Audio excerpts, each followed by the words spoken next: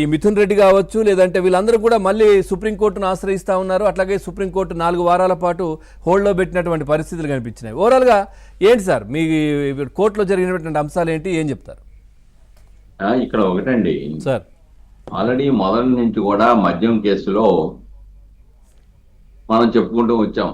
ED కూడా enter అవ్వాల్సిన పరిస్థితి ఉంది, ఈ దేశ హద్దులు దాటి వెళ్ళిపోయింది సొమ్మంతా కూడా. దీంట్లో ప్రైవేటు ప్రాంతాలలో మీటింగ్లు పెట్టుకున్నారు.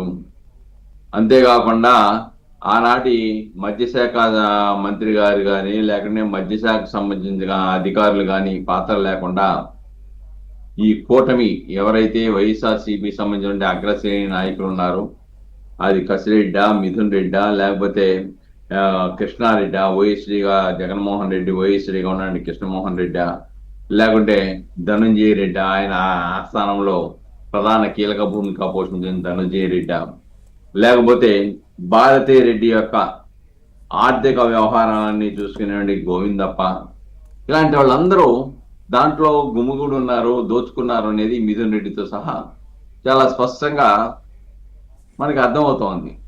దీంట్లో ఆల్రెడీ రాజ్ కసిరెడ్డి పాత్ర గురించి విజయసాయి రెడ్డి గతంలోనే చెప్పాడు. కాకపోతే విజయసాయిరెడ్డి పాత్ర కూడా దీంట్లో ఉన్నట్టుగా కొందరు సాక్షులు చెప్తున్నారు. దీంట్లో కొంతమంది మేజిస్ట్రేట్ ముందు సాక్ష్యాలు చెప్పారు, కొంతమంది ఆల్రెడీ బహిరంగంగా చెప్పారు, పోలీసు విచారణలో చెప్పారు. చెప్పిన దాని ప్రకారం విచారణ నడుపుతూ ఉంటే ముఖ్యంగా విజయసాయిరెడ్డి చెప్పారు. విజయసాయిరెడ్డి ఓపెన్ గా చెప్పాడు కదా, దీంట్లో ప్రధాన భూమిగా పోషించింది కసిరెడ్డి, దీంట్లో పాత్రదారులు సూత్రధారులు అందరూ ఉన్నారు, నీ ఇప్పటి వరకు సగం బట్టలే ఇప్పాను, మిగతా బట్టలు ఇప్పుతాను అంటే అని చెప్పేసి చాలా స్పష్టంగా చెప్పారు. నన్ను ఇరికించడానికి ప్రయత్నం చేస్తా ఉన్నారు, కానీ నేను నోరు ఇప్పారంటే అనకొండలు సైతం బయటకు వస్తారని చెప్పేసి ఆయన హెచ్చరికలు జారీ చేస్తారు కదా. కసిరెడ్డి వరకే ఎందుకు ఇప్పుతున్నారు, ఆ పైన కూడా ఇప్పాలి కదా ఆయన. అవును, పైది ఇప్పకుండా అంతవరకు ఆగిపోయి లేస్తే మనిషిని కాదన్నట్టుగా ఆయన వ్యవహార శైలి ఉంది. కానీ ఇక్కడ చాలా స్పష్టం, వీళ్ళందరూ కూడా ఈ కేసులోనే కాదు ఏ కేసులో అయినా కానీ గత 5 సంవత్సరాల ప్రభుత్వ కాలంలో ఎవరైతే ఆర్థిక నేరాలకి వివిధ కుంభకోణాలకు పాల్పడ్డారో వాళ్ళంతా కూడా భయకంపితులై న్యాయస్థానాలకు పరుగులు తీస్తా ఉన్నారు అనేది స్పష్టమైన విషయం. పేరెక్కకముందే, ఆయన పేరు లేకముందే మిథున్ రెడ్డి తిరుగుతున్నారు కదా సార్ సుప్రీంకి గతంలో. ఇప్పుడంటే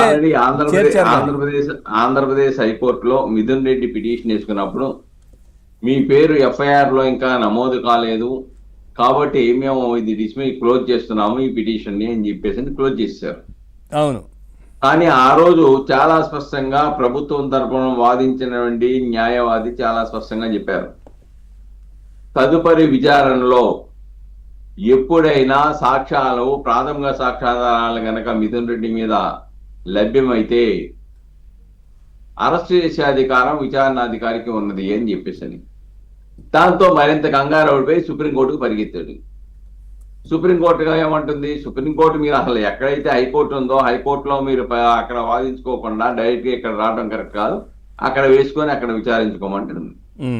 ఈ రోజున ఆల్రెడీ కొంత ఊరట వస్తా ఉంది న్యాయస్థానం నుంచి, not to take coercive steps అని, లేదంటే హైకోర్టులో ఉన్నటువంటి పిటిషన్లు డిస్పోజల్ అయ్యే వరకు అరెస్ట్ చేయొద్దని, లేకపోతే కొద్దిమందికి ముందస్తు బెయిలు. అయితే వీళ్ళ విషయాలకు వచ్చేటప్పటికి రికార్డెడ్ గా చాలా స్పష్టంగా డాక్యుమెంటరీ ఆధారాలు సహా ఉంది కాబట్టి తాత్కాలికంగా not to take coercive steps అని 4 రోజులు 5 రోజులు వచ్చేమో కానీ బెయిల్కి వచ్చేటప్పటికి డెఫినెట్ గా గతంలో కూడా చూసాం కదా, కొన్ని కేసుల్లో ముందస్తు బెయిల్ ఇచ్చింది, మధ్యస్థ బెయిల్ ఇచ్చి మెయిన్ బెయిల్ డిస్మిస్ చేసిన సంఘటన మనం చూసాం. అలాగనే వీళ్ళ విషయంలో కూడా తప్పించుకోవడానికి అవకాశం లేదు. ఎందుకంటే దురదృష్టం ఏంటంటే మామూలుగా రాజకీయ నాయకులు నేరాలు ఎదుర్కోవడం వేరు, ఈ మద్యం కేసులో ఐఏఎస్లు, ఈ యొక్క కుంభకోణాల్లో ఐఏఎస్లు ఐపీఎస్లు కూడా ఈ రోజున ముద్దాయిలుగా న్యాయస్థానాలకు పరుగులు తీసేటువంటి పరిస్థితి గత ప్రభుత్వం వాళ్ళని నెట్టింది. పాపం వాళ్ళు ఏం చేయాలో అర్థం కాని పరిస్థితిలో ఉన్నారు. ఇప్పుడు ఈ మద్యం కేసులో డెఫినెట్ గా ఇంకా ఇప్పటి వరకు పిత్త పరికలు సొరచేపల వరకు దొరికినాయి. వీళ్ళు ఈ రోజున గనక ఈ గోవిందప్పని అరెస్ట్ చేసిన తర్వాత ఆయన చెప్పేయండి పోలీస్ కస్టడీలో ఆయన చెప్పేయండి ఆధారాలు ఈ కేసు మరింత ముందుకు కేసు పరుగులెత్తడానికి కావాల్సిన పరిస్థితులు అయితే ఓకే వస్తున్నాం. సార్, మీరు ఒకవైపు ఈ పోలీస్ కస్టడీలో గోవిందప్ప చెప్పినటువంటి ఏదైతే దానికి సంబంధించిన అంశాలు చాలా కీలకం అది అని చెప్తా ఉన్నారు, కానీ రాజకేశ్ రెడ్డి కావచ్చు వీళ్ళందరూ చెప్పింది సో దానికి సంబంధించి సంతకాలు పెట్టమంటే వాళ్ళు పెట్టలేదు, అదే విషయం కోర్టుకు చెప్తా ఉన్నారు మమ్మల్ని మేము సంతకాలే పెట్టలేదు అన్నట్టుగా. ఇప్పుడు కామన్ గా ఇవన్నీ కూడా విచారణ సంస్థలు వీడియో రికార్డింగ్ చేస్తూ ఉన్నాయి. ఓకే. స్టేట్మెంట్ నమోదు చేసుకోవడంతో పాటు సంతకం పెట్టకపోవచ్చు. మీరు చెప్పిన వీడియో రికార్డింగ్ ఎక్కడ పోద్ది? కోర్టు ఎంతవరకు పరిగణలోకి తీసుకుంటుంది సార్ వాళ్ళు చెప్పినటువంటి అంశాలు, ఈ వీడియో రికార్డింగ్లు కావచ్చు, లేదంటే బెదిరించి చెప్పించారని ఇట్లాంటివి చెప్తా ఉంటారు కదా. పోలీ విచారణ అధికారులు నమోదు చేసినటువంటి స్టేట్మెంట్ల మీద పోలీస్ కస్టడీ తీసుకున్న దాని మీద తప్పనిసరిగా పెట్టాలి. నిరాకరించారంటే వాళ్ళ యొక్క యాటిట్యూడ్ ని విచారణ సంస్థలు న్యాయమూర్తి ముందు పెట్టాలి.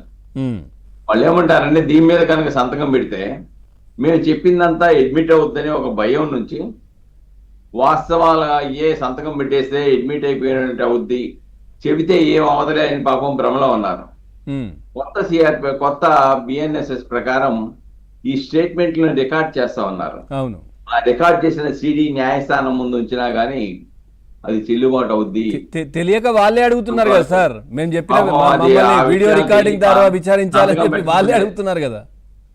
గుర్తు లేదు, తెలియదు, మర్చిపోయాననే పదాలు ఊత పదాలుగా వాడుతున్నారు తప్ప ఇది ఒక స్క్రిప్ట్ లో భాగం అనుకుంటా. ఇది కూడా తెలియదు, మర్చిపోయాను, గుర్తు లేదు, అవును, ఇవి వాళ్ళు అలా చెప్పినంత మాత్రాన కేసు నుంచి తప్పించుకునే అవకాశం అయితే లేదు. ఎంచేతంటే విచారణ సంస్థలు పరిపూర్ణమైనటువంటి ప్రాథమిక ఆధారాలు, డాక్యుమెంటరీ ఎవిడెన్స్, అలానే టెక్నికల్ ఎవిడెన్స్ మొత్తం కూడా వాళ్ళు తీసుకున్నారు. సార్ ఒక డౌట్, ఇప్పుడు ఏదైతే వీళ్ళు ఎంక్వైరీ సమయంలో సంతకాలు పెట్టకపోయినప్పటికీ కూడా చాలా అంశాలు వాళ్ళని అడుగుతారు, వాళ్ళు చెప్పుంటారు కదా, సో ఆ ఆధారంగా కూడా దర్యాప్తు కొనసాగుతుందా? దానికోసమేనా అడిగేది అసలు? ఇప్పుడు ముద్దాయిల్ని కస్టడీలకు తీసుకొని విచారించేది ఎందుకంటే ఉన్నటువంటి ఆధారాల ప్రాతిపదికగా వాళ్ళని ప్రశ్నించడం, వాళ్ళ దగ్గర నుంచి వచ్చినంత వరకు సమాచారాన్ని రాబట్టడం, వచ్చిన సమాచారం ప్రాతిపదికగా తదుపరి విచారణ కొనసాగించడం. అంతే, వాళ్ళు సంతకం పెడతారా పెట్టారా వేరే విషయం, వాళ్ళ దగ్గర నుంచి సమాచారం రాబట్టమే. ఇంకోటి ఏంటంటే పోలీసుల ముందు ఒప్పుకున్నటువంటి ఒప్పుదల స్టేట్మెంట్ చట్ట ప్రకారం చెల్లుబాటు కాదు. ఓకే, అది చట్టమే చెప్తా ఉంది. అవును, అవును. కానీ దాంట్లో ఆ యొక్క సాక్ష్యాల ప్రాతిపదికగా ఏమైనా కానీ వస్తువులు, నేరానికి సంబంధించిన వస్తువులు కానీ డాక్యుమెంట్లు కానీ స్వాధీనపరుచుకుంటే ఆ పార్ట్ వరకు అడ్మిసిబిలిటీ ఉంది. అంటే ఇప్పుడు దస్తగిరి చెప్పినట్టుగా దస్తగిరి డబ్బు దీంట్లో చేతులు మారిందని చెప్పడం, అది రికవరీ అవ్వడం, ఇవన్నీ జరిగాయి కాబట్టి రూపాయలు తీసుకున్నాను మా ఫ్రెండ్ దగ్గర ఇచ్చా అన్నాడు. అవును, అక్కడ 40 లక్షల చిల్లర స్వాధీనం చేసుకున్నారు. అవును, ఆ పార్ట్ వరకు అడ్మిసిబుల్. అవును, అది పోలీసు వాళ్ళ ముందు